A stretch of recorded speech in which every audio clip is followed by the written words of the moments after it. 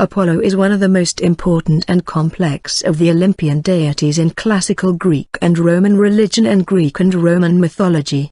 The ideal of the kouros, a beardless, athletic youth, Apollo has been variously recognized as a god of music, truth and prophecy, healing, the sun and light, plague, poetry, and more. Apollo is the son of Zeus and Leto, and has a twin sister, the chaste huntress Artemis. Apollo is known in Greek-influenced Etruscan mythology as Apulu. As the patron of Delphi, Pythian Apollo, Apollo was an oracular god, the prophetic deity of the Delphic Oracle. Medicine and healing are associated with Apollo, whether through the god himself or mediated through his son Asclepius. Yet Apollo was also seen as a god who could bring ill health and deadly plague. Amongst the god's custodial charges, Apollo became associated with dominion over colonists, and as the patron defender of herds and flocks. As the leader of the Muses, Apollon Musegetes, and director of their choir, Apollo functioned as the patron god of music and poetry. Hermes created the lyre for him, and the instrument became a common attribute of Apollo. Hymns sung to Apollo were called paeans. In Hellenistic times, especially during the 3rd century BCE, as Apollo Helios he became identified among Greeks with Helios, Titan god of the sun, and his sister Artemis similarly equated with Selene, Titan goddess of the moon. In Latin texts, on the other hand, Joseph Fontenrose declared himself unable to find any conflation of Apollo with Sol among the Augustan poets of the 1st century, not even in the conjurations of Aeneas and Latinus in Aeneid 12. 161–215. Apollo and Helios, Sol remained separate beings in literary and mythological texts until the 3rd centuries. The cult centers of Apollo in Greece, Delphi and Delos, date from the 8th century BCE. The Delos sanctuary was primarily dedicated to Artemis, Apollo's twin sister. At Delphi, Apollo was venerated as the slayer of Pytho. For the Greeks, Apollo was all the gods in one, and through the centuries he acquired different functions which could originate from different gods. In archaic Greece he was the prophet, the oracular god who in older times was connected with healing. In classical Greece he was the god of light and of music, but in popular religion he had a strong function to keep away evil. Walter Burkert discerned 3 components in the prehistory of Apollo worship, which he termed a Dorian Northwest Greek component, a Cretan Minoan component, and a Syro-Hittite component. From his eastern origin Apollo brought the art of inspection from symbols and domina, samakiterata, and of the observation of the omens of the days. The inspiration oracular cult was probably introduced from Anatolia.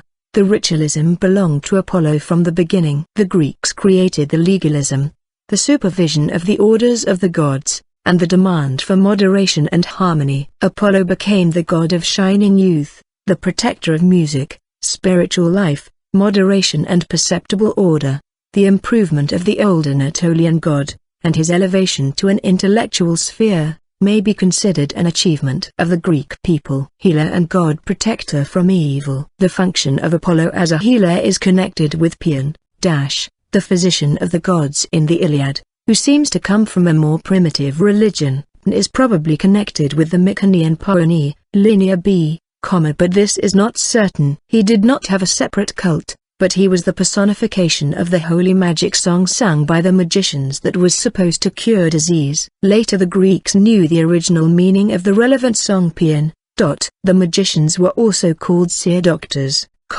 and they used an ecstatic prophetic art which was used exactly by the god Apollo at the oracles. In the Iliad, Apollo is the healer under the gods, but he is also the bringer of disease and death with his arrows, similar to the function of the terrible Vedic god of disease Rudra. He sends a terrible plague, to the Achaeans. The god who sends a disease can also prevent from it, therefore, when it stops, they make a purifying ceremony and offer him a hecatomb to ward off evil. When the oath of his priest appeases, they pray and with a song they call their own god, the beautiful Paean. Some common epithets of Apollo as a healer are paean, literally healer or helper, epikrios, help, ulios, healed wound, also a scar, and loimios, plague. In classical times, his strong function in popular religion was to keep away evil, and was therefore called a patripaios, divert, deter, avert, and alexikikos, from v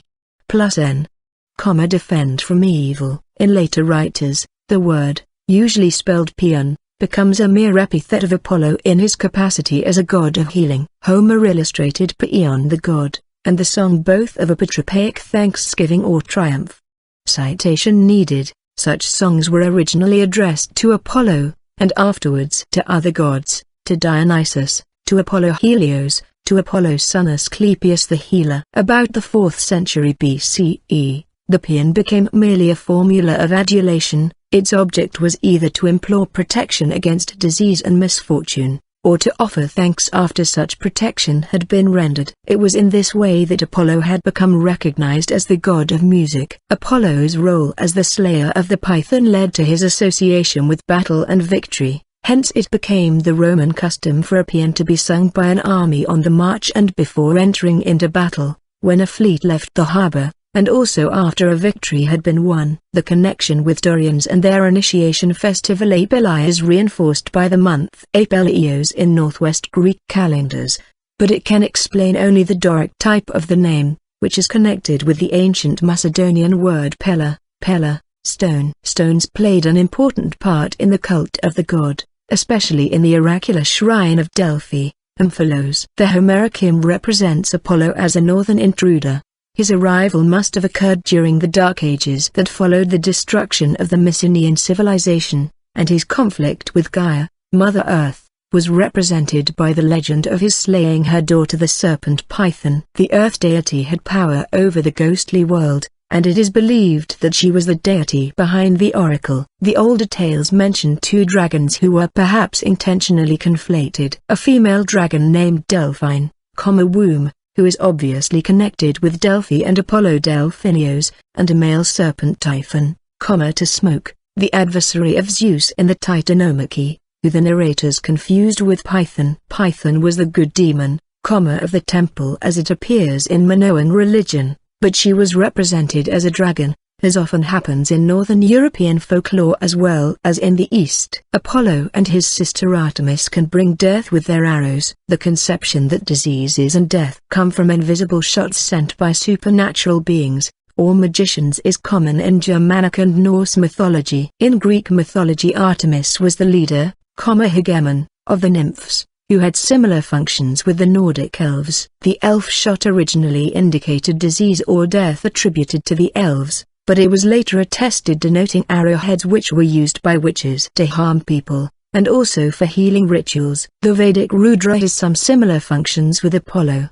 The terrible god is called the archer, and the bow is also an attribute of Shiva. Rudra could bring diseases with his arrows, but he was able to free people of them, and his alternative Shiva is a healer-physician god. However, the Indo-European component of Apollo does not explain his strong relation with omens, exorcisms, and with the oracular cult. Minoan origin. It seems an oracular cult existed in Delphi from the Mycenaean ages. In historical times, the priests of Delphi were called Labridan, the double-axe men, which indicates Minoan origin. The double-axe, Labres, was the holy symbol of the Cretan labyrinth. The Homeric hymn adds that Apollo appeared as a dolphin and carried Cretan priests to Delphi, where they evidently transferred their religious practices. Apollo Delphinios was a sea god especially worshipped in Crete and in the islands, and his name indicates his connection with Delphi 70, and the holy serpent Delphine, womb. Apollo's sister Artemis,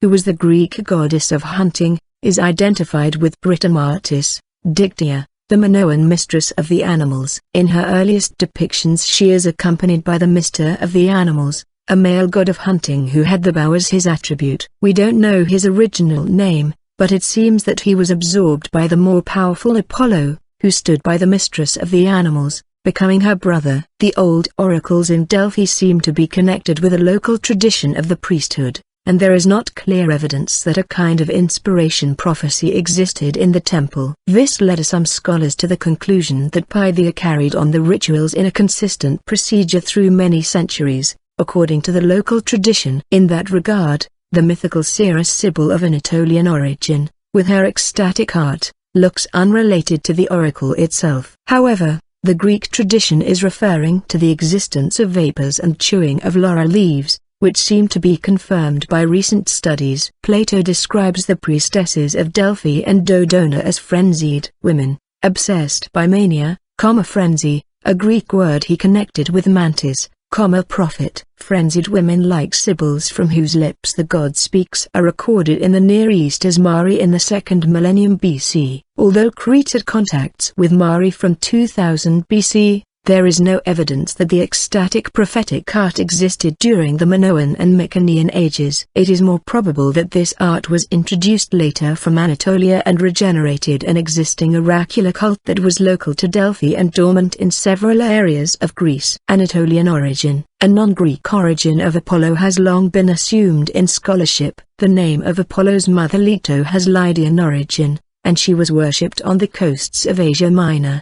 The inspiration oracular cult was probably introduced into Greece from Anatolia, which is the origin of Sibyl, and where existed some of the oldest oracular shrines. Omens, symbols, purifications, and exorcisms appear in old Assyro-Babylonian texts, and these rituals were spread into the empire of the Hittites. In a Hittite text is mentioned that the king invited a Babylonian priestess for a certain purification. A similar story is mentioned by Plutarch. He writes that the Cretan Epaminondas purified Athens after the pollution brought by the Alcmenidae, and that the seer's expertise in sacrifices and reform of funeral practices were of great help to Solon in his reform of the Athenian state. The story indicates that Epaminondas was probably heir to the shamanic religions of Asia, and proves, together with the Homeric hymn, that Crete had a resisting religion up to the historical times. It seems that these rituals were dormant in Greece, and they were reinforced when the Greeks migrated to Anatolia. Homer pictures Apollo on the side of the Trojans, fighting against the Achaeans. During the Trojan War, he is pictured as a terrible god, less trusted by the Greeks than other gods. The god seems to be related to Apollonius, a tutelary god of Walusa, Troy, in Asia Minor. But the word is not complete. The stones found in front of the gates of Homeric Troy were the symbols of Apollo. The Greeks gave to him the name Aegeus, as the protector god of public places and houses who wards off evil, and his symbol was a tapered stone or column. However, while usually Greek festivals were celebrated at the full moon, all the feasts of Apollo were celebrated at the 7th day of the month, and the emphasis given to that day, Saibatu, indicates a Babylonian origin.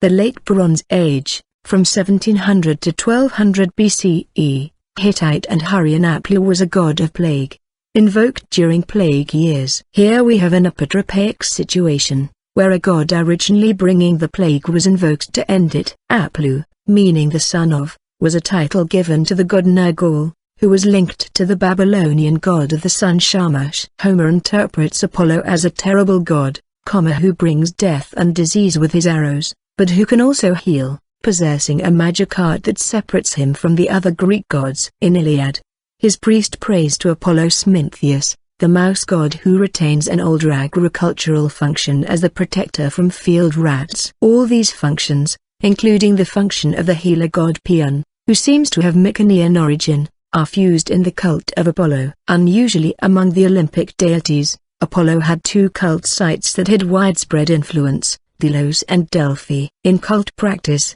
Delian Apollo and Pythian Apollo, the Apollo of Delphi, were so distinct that they might both have shrines in the same locality. 85. Apollo's cult was already fully established when written sources commenced, about 650 BCE. Apollo became extremely important to the Greek world as an oracular deity in the Archaic period, and the frequency of theophoric names such as Apollodorus or Apollonios and cities named Apollonia testify to his popularity. Oracular sanctuaries to Apollo were established in other sites. In the 2nd and 3rd centuries, those at Didyma and Clarus pronounced the so-called theological oracles, in which Apollo confirms that all deities are aspects or servants of an all-encompassing, highest deity. In the 3rd century, Apollo fell silent. Julian the Apostate, 359–61, tried to revive the Delphic Oracle, but failed. Oracular shrines. Apollo had a famous oracle in Delphi, and other notable ones in Clarus and Bronchidae. His oracular shrine in Abe in Phasis, where he bore the toponymic epithet Abus, Apollon was important enough to be consulted by Croesus. His oracular shrines include Abe-Emphasis, Bassi in the Peloponnese, at Claris, on the west coast of Asia Minor, as at Delphi a holy spring which gave off a pneuma, from which the priests drank. In Corinth, the Oracle of Corinth came from the town of Tenia, from prisoners supposedly taken in the Trojan War. At Chios, in Troad, the temple was built for Apollo Smintheus. In Delos, there was an oracle to the Delian Apollo, during summer. The Hieron, sanctuary, of Apollo adjacent to the sacred lake, was the place where the god was said to have been born. In Delphi, the Pythia became filled with the pneuma of Apollo, said to come from a spring inside the Adyton. In Didyma, an oracle on the coast of Anatolia, southwest of Lydian, Luwian, Sardis, in which priests from the lineage of the Bronchidae received inspiration by drinking from a healing spring located in the temple, was believed to have been founded by Branches, son or lover of Apollo. In Hierapolis Bambais, Syria, modern Manbij, according to the treatise De Syria, the sanctuary of the Syrian goddess contained a robed and bearded image of Apollo. Divination was based on spontaneous movements of this image. At Patara, in Lycia, there was a seasonal winter oracle of Apollo, said to have been the place where the god went from Delos. As at Delphi, the oracle at Patara was a woman.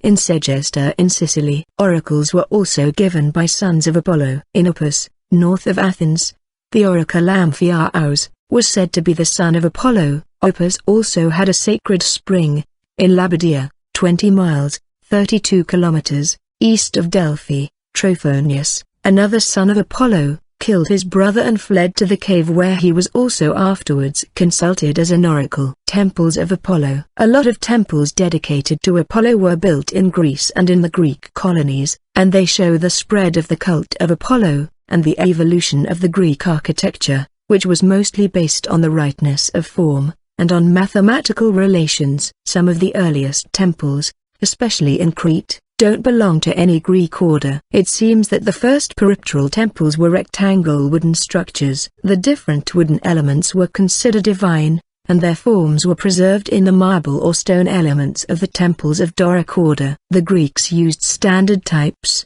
because they believed that the world of objects was a series of typical forms which could be represented in several instances.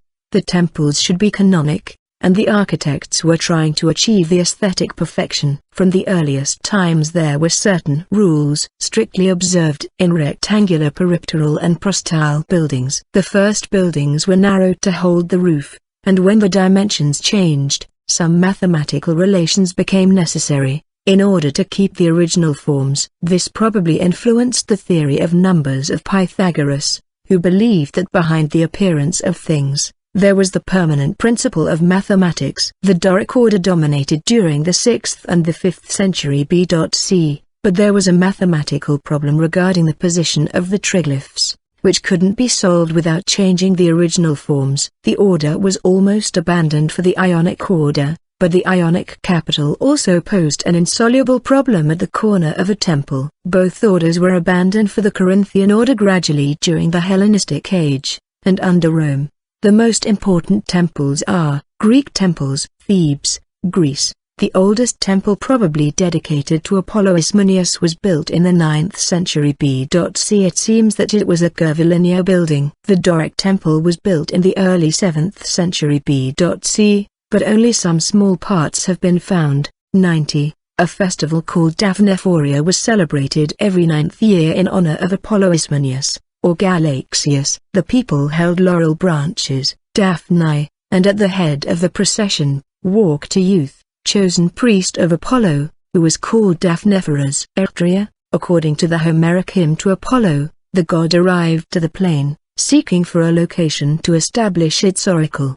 The first temple of Apollo Daphnephoros, Apollo, laurel bearer, or carrying off Daphne, is dated to 800 BC. The temple was curvilinear Hecatombedon, 100 feet. In a smaller building were kept the bases of the lyre branches which were used for the first building. Another temple, probably peripteral, was built in the 7th century BC, with an inner row of wooden columns over its geometric predecessor. It was rebuilt peripteral around 510 BC, with the stylobate measuring 21,00 by 43.0 meters. The number of terran column was 6 by 14. Dreros, Crete. The temple of Apollo Delphinios dates from the 7th century BC, or probably from the middle of the 8th century BC. According to the legend, Apollo appeared as a dolphin, and carried Cretan priests to the port of Delphi. The dimensions of the plan are 10,70 by 24.0 meters, and the building was not peripteral. It contains column bases of the Minoan type, which may be considered as the predecessors of the Doric columns. Gortyn, Crete. A temple of Pythian Apollo was built in the 7th century BC. The plan measured 19,00 by 16.70 meters, and it was not peripteral. The walls were solid, made from limestone, and there was single door on the east side. Thermon, West Greece. The Doric temple of Apollo Thermios was built in the middle of 7th century BC. It was built on an older curvilinear building dating perhaps from the 10th century BC, on which a peristyle was added. The temple was narrow, and the number of terran columns, probably wooden, was 5 by 15. There was a single row of inner columns. It measures 12.13 x 38.23 meters at the stylobate, which was made from stones. Napes, Lesbos. A Neolithic temple probably of Apollo Napaios was built in the 7th century BC. Some special capitals with floral ornament have been found, which are called Neolithic, and it seems that they were borrowed from the East. Cyrene, Libya. The oldest Doric temple of Apollo was built in c. 600 BC.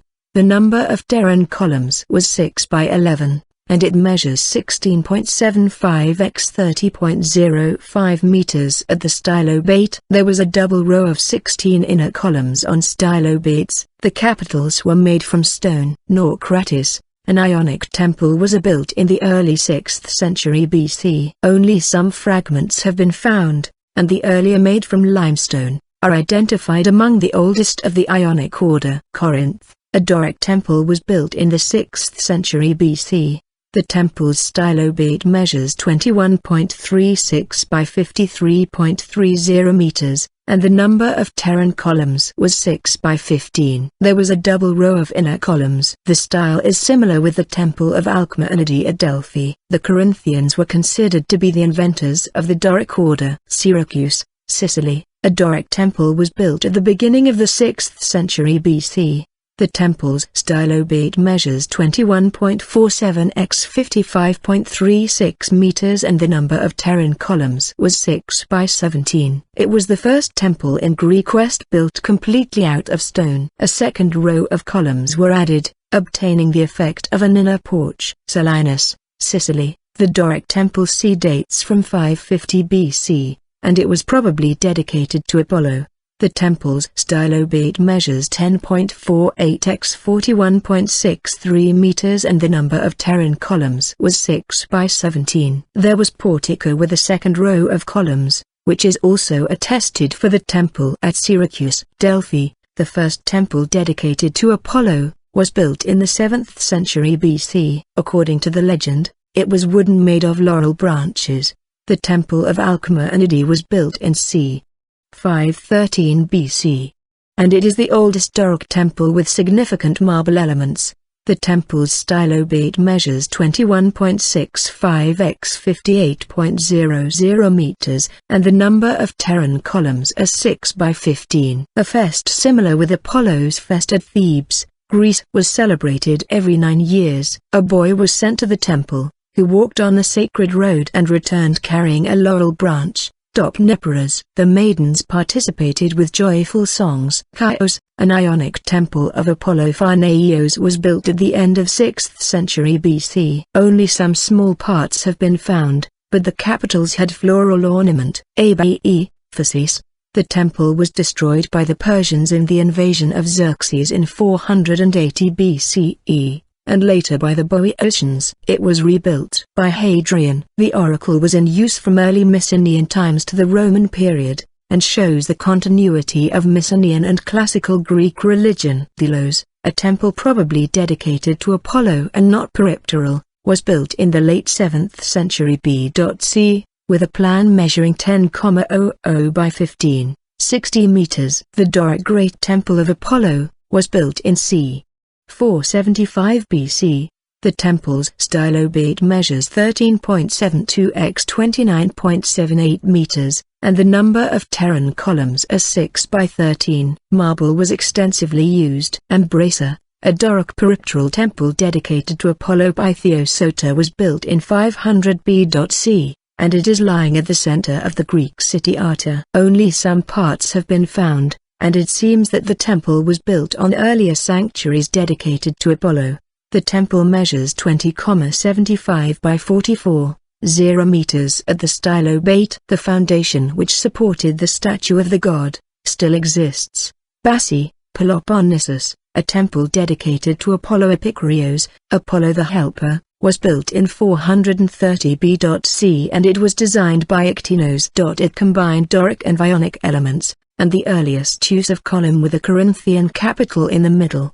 The temple is of a relatively modest size, with the stylobate measuring 14.5 by 38.3, containing a Doric peristyle of 6 by 15 columns. The roof left a central space open to admit light and air. Didyma, near Miletus, the gigantic Ionic temple of Apollo Didymaeos started around 540 BC. The construction ceased and then it was restarted in 330 BC.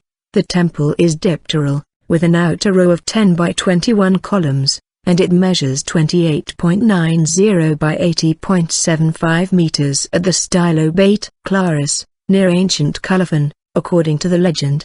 The famous seer Calchas, on his return from Troy, came to Clarus. He challenged the seer Mopsus, and died when he lost. The Doric temple of Apollo Clarius was probably built in the 3rd century BC, and it was peripteral with 6 by 11 columns. It was reconstructed at the end of the Hellenistic period, and later from the Emperor Hadrian, but Pausanias claims that it was still incomplete in the 2nd century BC. Hermaxitis, Drode, in Iliad, Chryses, the priest of Apollo, addresses the god with the epithet Smintheus, lord of mice, related with the god's ancient role as bringer of the disease, plague. Recent excavations indicate that the Hellenistic temple of Apollo Smintheus was constructed at 150 to 125 BC, but the symbol of the mouse god was used on coinage probably from the 4th century BC.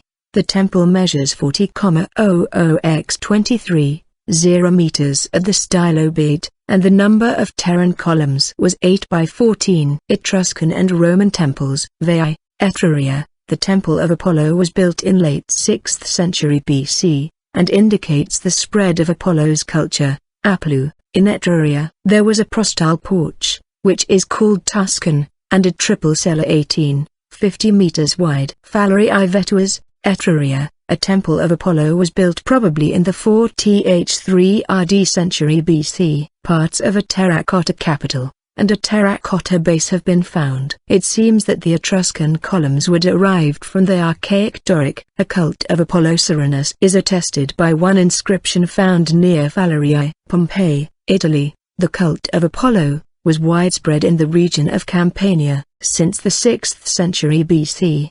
The temple was built in 120 BV, but its beginnings lie in the 6th century BC. It was reconstructed after an earthquake in AD 63. It demonstrates a mixing of styles, which formed the basis of Roman architecture. The columns in front of the cella formed a Tuscan prostyle porch, and the cella is situated unusually far back. The peripteral colonnade of 48 Ionic columns was placed in such a way that the emphasis was given to the front side. Rome. The Temple of Apollo Sosianus and the Temple of Apollo Medicus.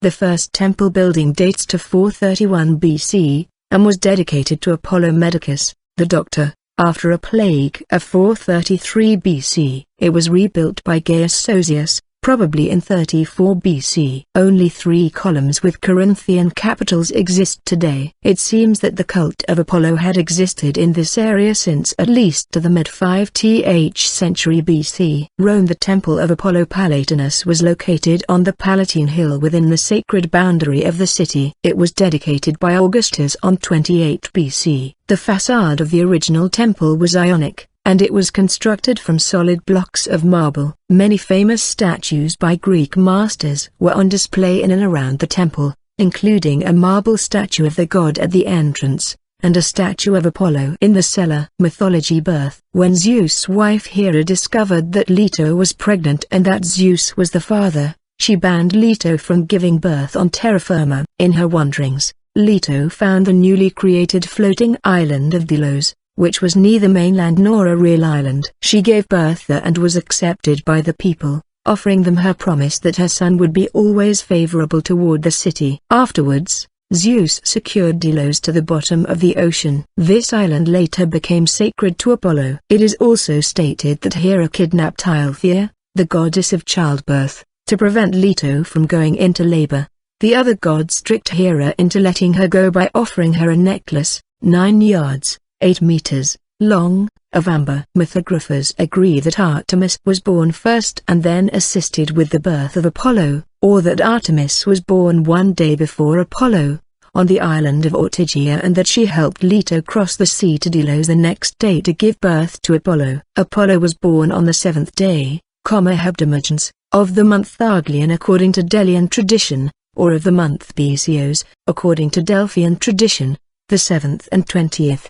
The days of the new and full moon, were ever afterwards held sacred to him. Youth. 4 days after his birth, Apollo killed the chthonic dragon Python, which lived in Delphi beside the custodial spring. This was the spring which emitted vapors that caused the oracle at Delphi to give her prophecies. Hera sent the serpent to hunt Leto to her death across the world. To protect his mother, Apollo begged Hephaestus for a bow and arrows. After receiving them, Apollo cornered Python in the sacred cave at Delphi. Apollo killed Python but had to be punished for it, since Python was a child of Gaia. Hera then sent the giant Tityos to rape Leto. This time Apollo was aided by his sister Artemis in protecting their mother. During the battle Zeus finally relented his aid and hurled Tityos down to Tartarus. There, he was pegged to the rock floor, covering an area of 9 acres. 36,000 square meters, where a pair of vultures feasted daily on his liver. Trojan War. Apollo shot arrows infected with the plague into the Greek encampment during the Trojan War in retribution for Agamemnon's insult to Chryses, a priest of Apollo whose daughter Chryses had been captured.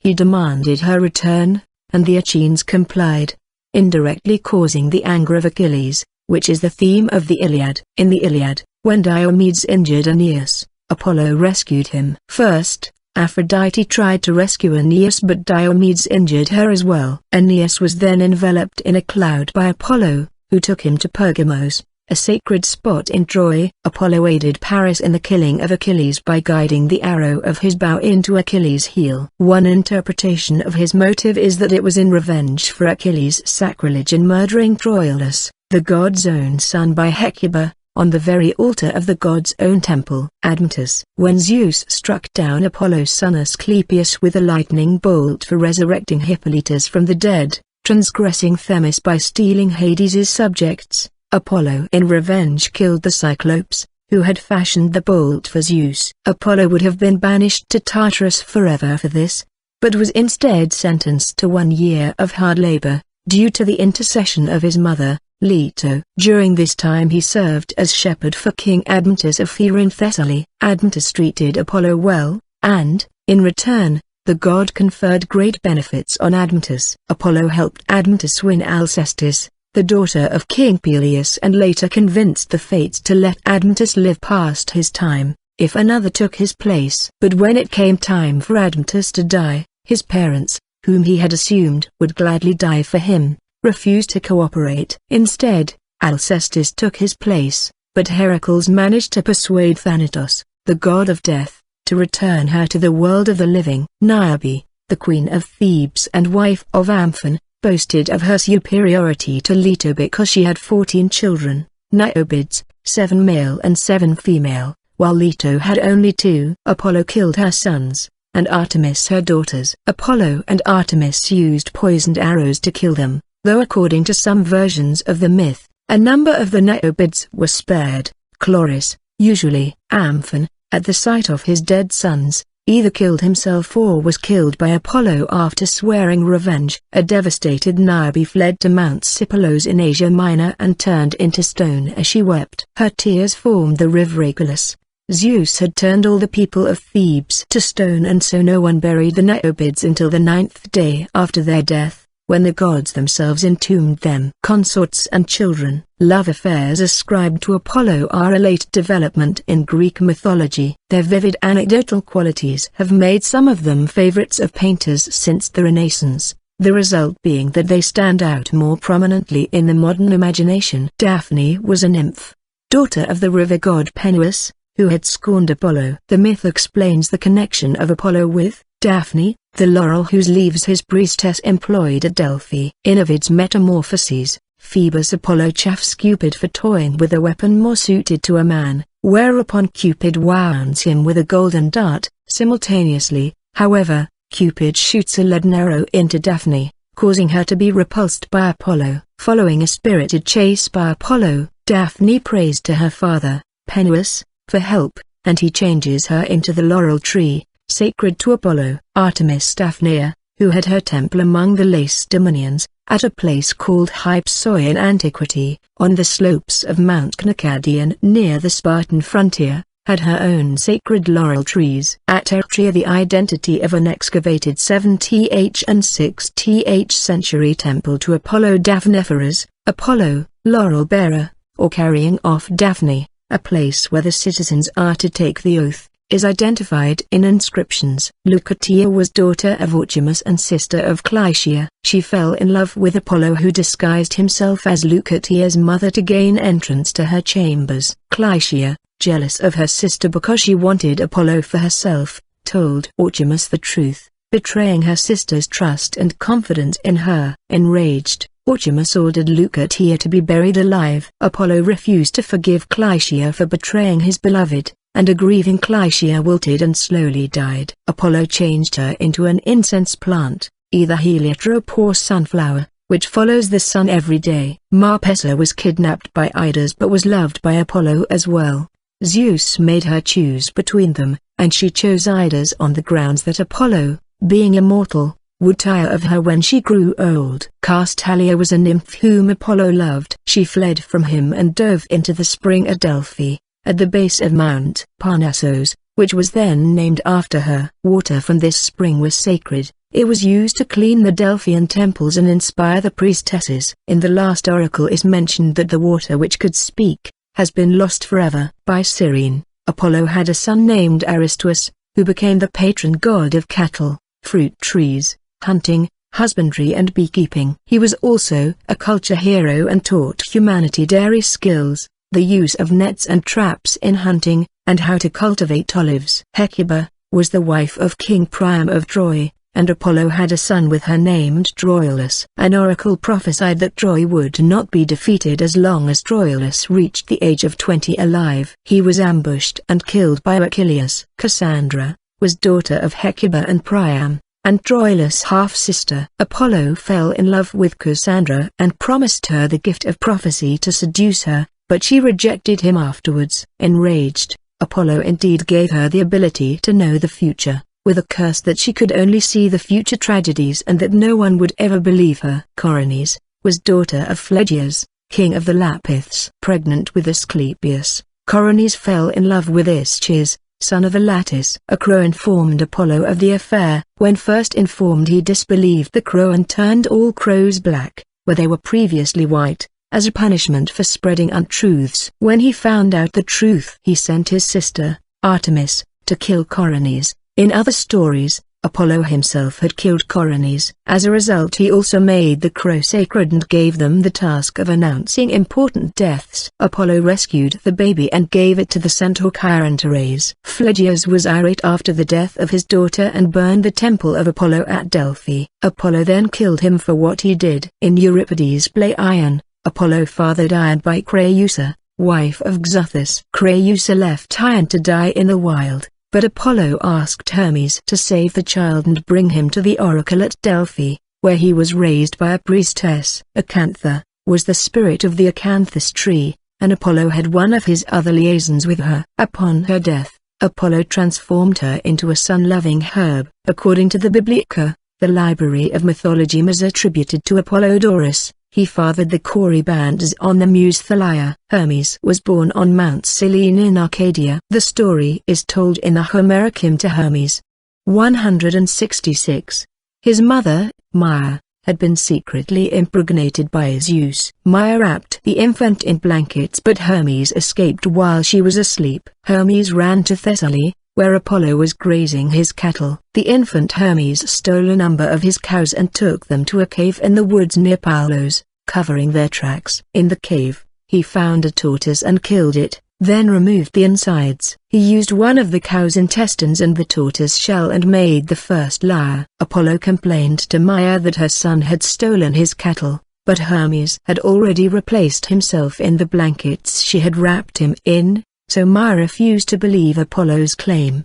Zeus intervened and, claiming to have seen the events, sided with Apollo. Hermes then began to play music on the lyre he had invented. Apollo, a god of music, fell in love with the instrument and offered to allow exchange of the cattle for the lyre. Hence, Apollo then became a master of the lyre. Apollo in the Oresta. In Aeschylus' Oresta trilogy, Clytemnestra kills her husband, King Agamemnon, because he had sacrificed their daughter Iphigenia to proceed forward with the Trojan War, and Cassandra, a prophetess of Apollo. Apollo gives an order through the oracle at Delphi that Agamemnon's son, Orestes, is to kill Clytemnestra and Aegisthus, her lover. Orestes and Pylades carry out the revenge, and consequently Orestes is pursued by the Erinyes, Furies, female personifications of vengeance. Apollo and the Furies argue about whether the matricide was justified. Apollo holds that the bond of marriage is sacred and Orestes was avenging his father, whereas the Erinyes say that the bond of blood between mother and son is more meaningful than the bond of marriage. They invade his temple, and he says that the matter should be brought before Athena. Apollo promises to protect Orestes, as Orestes has become Apollo's supplicant. Apollo advocates Orestes at the trial, and ultimately Athena rules in favor of Apollo. Other stories: Apollo killed the Urodi when they attempted to storm Mount Olympus. Climacus sang that Apollo rode on the back of a swan to the land of the Hyperboreans during the winter months. Apollo turned Cephissus into a sea monster. Another contender for the birthplace of Apollo is the Cretan islands of Paximedia. Musical contests. Once Pan had the audacity to compare his music with that of Apollo, and to challenge Apollo, the god of the Kthara, to a trial of skill. Tmolus, the mountain god, was chosen to umpire. Pan blew on his pipes, and with his rustic melody gave great satisfaction to himself and his faithful follower, Midas, who happened to be present. Then Apollo struck the strings of his lyre. Tmolus at once awarded the victory to Apollo, and all but Midas agreed with the judgment. He dissented and questioned the justice of the award. Apollo would not suffer such a depraved pair of ears any longer, and caused them to become the ears of a donkey. Apollo has ominous aspects aside from his plague-bringing, death-dealing arrows. Marsyas was a satyr who challenged Apollo to a contest of music. He had found an aloes on the ground, tossed away after being invented by Athena because it made her cheeks puffy. The contest was judged by the Muses. After they each performed, both were deemed equal until Apollo decreed they play and sing at the same time. As Apollo played the lyre, this was easy to do. Marsyas could not do this, as he only knew how to use the flute and could not sing at the same time. Apollo was declared the winner because of this. Apollo flayed Marsyas alive in a cave near Cyllene in Phrygia for his hubris to challenge a god. He then nailed Marsyas' shaggy skin to a nearby pine tree. Marsyas' blood turned into the river Marsyas. Another variation is that Apollo played his instrument, the lyre, upside down. Marsyas could not do this with his instrument, the flute, and so Apollo hung him from a tree and flayed him alive. The Roman worship of Apollo was adopted from the Greeks. As a quintessentially Greek god, Apollo had no direct Roman equivalent, Although later Roman poets often referred to him as Phoebus, there was a tradition that the Delphic Oracle was consulted as early as the period of the kings of Rome during the reign of Tarquinius Superbus. On the occasion of a pestilence in the 430s BCE, Apollo's first temple at Rome was established in the Flaminian Fields, replacing an older cult site known as the Apollon. During the Second Punic War in 212 BCE, the Ludi Apollones, Apollonian Games, were instituted in his honor, on the instructions of a prophecy attributed to one Marcius. In the time of Augustus, who considered himself under the special protection of Apollo and was even said to be his son, his worship developed and he became one of the chief gods of Rome. After the Battle of Actium, which was fought near a sanctuary of Apollo, Augustus enlarged Apollo's temple, dedicated a portion of the spoils to him, and instituted quinquennial games in his honor. He also erected a new temple to the god on the Palatine Hill. Sacrifices and prayers on the Palatine to Apollo and Diana formed the culmination of the secular games, held in 17 BCE to celebrate the dawn of a new era. Apollo's most common attributes were the bow and arrow. Other attributes of his included the kouros, an advanced version of the common lyre, the plectrum and the sword. Another common emblem was the sacrificial tripod, representing his prophetic powers. The Pythian Games were held in Apollo's honor every 4 years at Delphi. The bay laurel plant was used in expiatory sacrifices and in making the crown of victory at these games. The palm tree was also sacred to Apollo because he had been born under one Enthelos. Animals sacred to Apollo included wolves, dolphins, roe deer, swans, cicadas, symbolizing music and song, hawks, ravens, crows, snakes, referencing Apollo's function as the god of prophecy, mice and griffins, mythical eagle-lion hybrids of Eastern origin. As god of colonization, Apollo gave oracular guidance on colonies, especially during the height of colonization, 750 to 550 BCE. According to Greek tradition, he helped Cretan or Arcadian colonists found the city of Troy. However, this story may reflect a cultural influence which had the reverse direction. Hittite cuneiform texts mention a minor Asian god called Apollonas or Apollunas in connection with the city of Wilusa attested in Hittite inscriptions, which is now generally regarded as being identical with the Greek Ilion by most scholars. In this interpretation, Apollo's title of Lycans can simply be read as born in Lycia, which effectively severs the god's supposed link with wolves, possibly a folk etymology. In literary contexts, Apollo represents harmony, order, and reason, characteristics contrasted with those of Dionysus, god of wine, who represents ecstasy and disorder. The contrast between the roles of these gods is reflected in the adjectives Apollonian and Dionysian. However, the Greeks thought of the two qualities as complementary.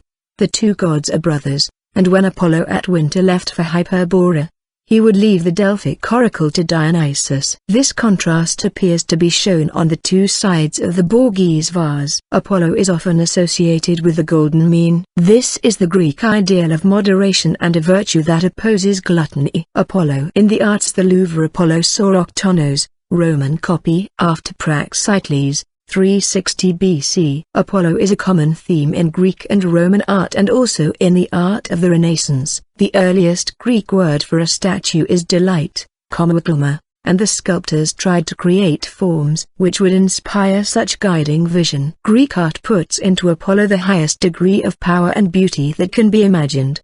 The sculptors derived this from observations on human beings, but they also embodied in concrete form issues beyond the reach of ordinary thought. The naked bodies of the statues are associated with the cult of the body that was essentially a religious activity. The muscular frames and limbs combined with slim waists indicate the Greek desire for health, and the physical capacity which was necessary in the hard Greek environment. The statues of Apollo embody beauty, balance and inspire awe before the beauty of the world. The evolution of the Greek sculpture can be observed in his depictions from the almost static formal kouros type in early archaic period, to the representation of motion in a relative harmonious whole in late archaic period. In classical Greece the emphasis is not given to the elusive imaginative reality represented by the ideal forms, but to the analogies and the interaction of the members in a whole, a method created by Polykletos. Finally, Praxiteles seems to be released from any art and religious conformities, and his masterpieces are a mixture of naturalism with stylization. Art and Greek philosophy. The evolution of the Greek art seems to go parallel with the Greek philosophical conceptions, which changed from the natural philosophy of Thales to the metaphysical theory of Pythagoras. Thales searched for a simple material form directly perceptible by the senses, behind the appearances of things, and his theory is also related to the older animism. This was paralleled in sculpture by the absolute representation of vigorous life, through unnaturally simplified forms. Pythagoras believed that behind the appearance of things, there was the permanent principle of mathematics, and that the forms were based on a transcendental mathematical relation. The forms on earth are imperfect imitations, icons, images, of the celestial world of numbers. His ideas had a great influence on post-archaic art, and the Greek architects and sculptors were always trying to find the mathematical relation that would lead to the aesthetic perfection. Canon. In classical Greece, Anaxagoras asserted that a divine reason, mind, gave order to the seeds of the universe, and Plato extended the Greek belief of ideal forms to his metaphysical theory of forms, ideas. The forms on earth are imperfect duplicates of the intellectual celestial ideas. The Greek words oida, I, no, and eidos, species, have the same root as the word idea, indicating how the Greek mind moved from the gift of the senses to the principles beyond the senses. The artists in Plato's time moved away from his theories, and art tends to be a mixture of naturalism with stylization. The Greek sculptors considered the senses more important, and the proportions were used to unite the sensible with the intellectual. Kouros, male youth, is the modern term given to those representations of standing male youths which first appear in the archaic period in Greece. This type served certain religious needs and was first proposed for what was previously thought to be depictions of Apollo. The first statues are certainly still and formal. The formality of their stance seems to be related with the Egyptian precedent, but it was accepted for a good reason. The sculptors had a clear idea of what a young man is, and embodied the archaic smile of good manners, the firm and springy step, the balance of the body, dignity, and youthful happiness. When they tried to depict the most abiding qualities of men, it was because men had common roots with the unchanging gods.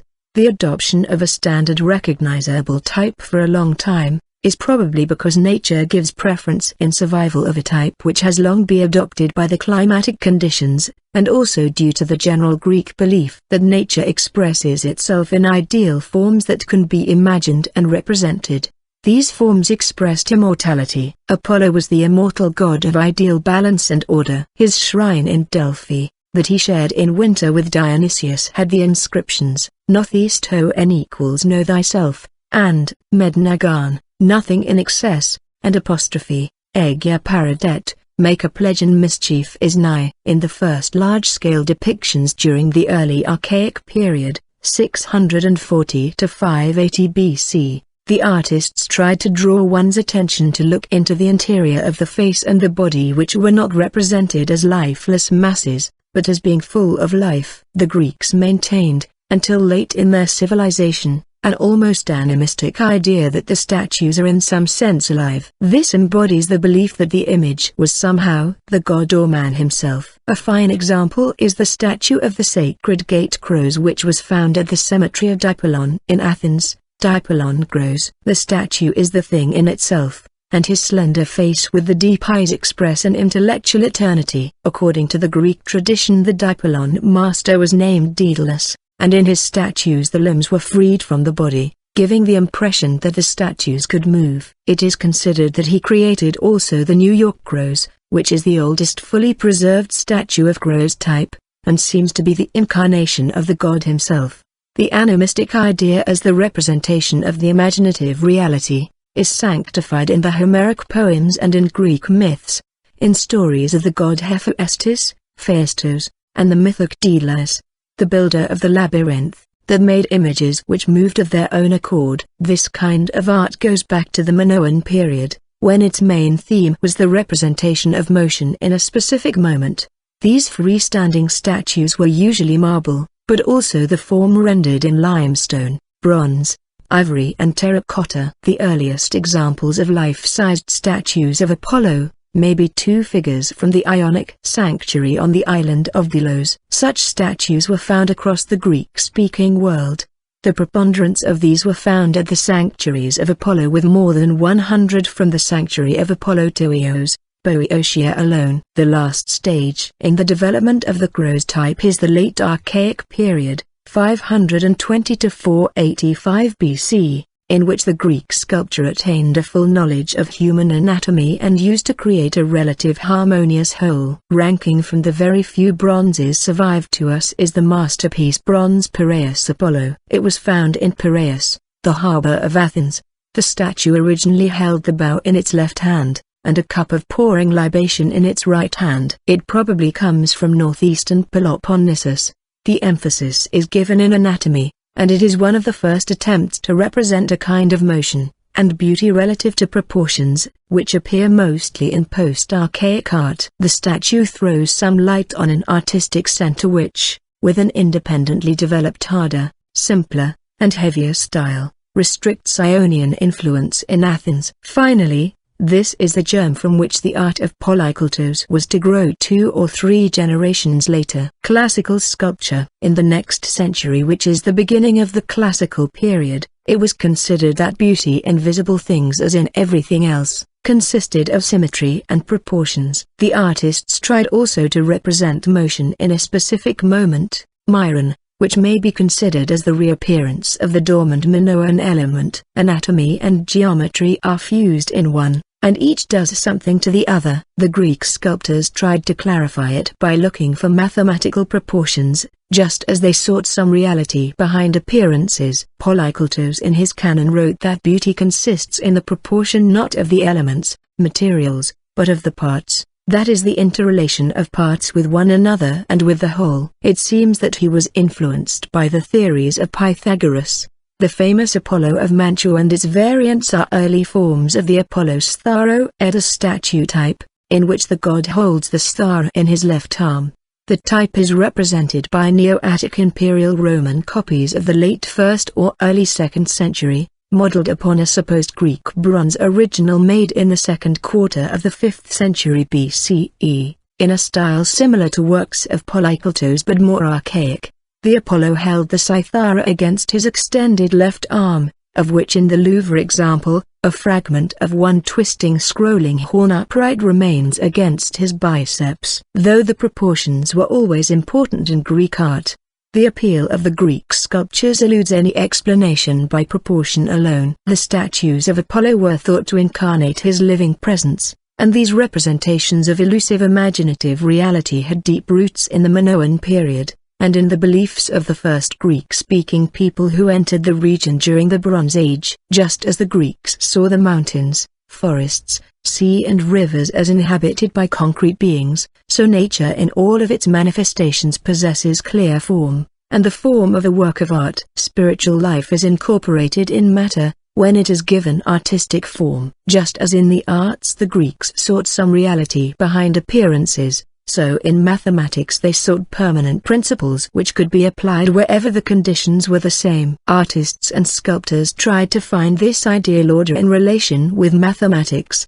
but they believed that this ideal order revealed itself not so much to the dispassionate intellect, as to the whole sentient self. Things as we see them, and as they really are one, that each stresses the nature of the other in a single unity. Pediments and friezes. The Siphonian treasury in Delphi was one of the first Greek buildings utilizing the solution to put the dominating form in the middle, and to complete the descending scale of height with other figures sitting or kneeling. The pediment shows the story of Heracles stealing Apollo's tripod that was strongly associated with his oracular inspiration. Their two figures hold the center. In the pediment of the temple of Zeus in Olympia, the single figure of Apollo is dominating the scene. These representations rely on presenting scenes directly to the eye for their own visible sake. They care for the schematic arrangements of bodies in space, but only as parts in a larger whole. While each scene has its own character and completeness, it must fit into the general sequence to which it belongs. In these archaic pediments the sculptors use empty intervals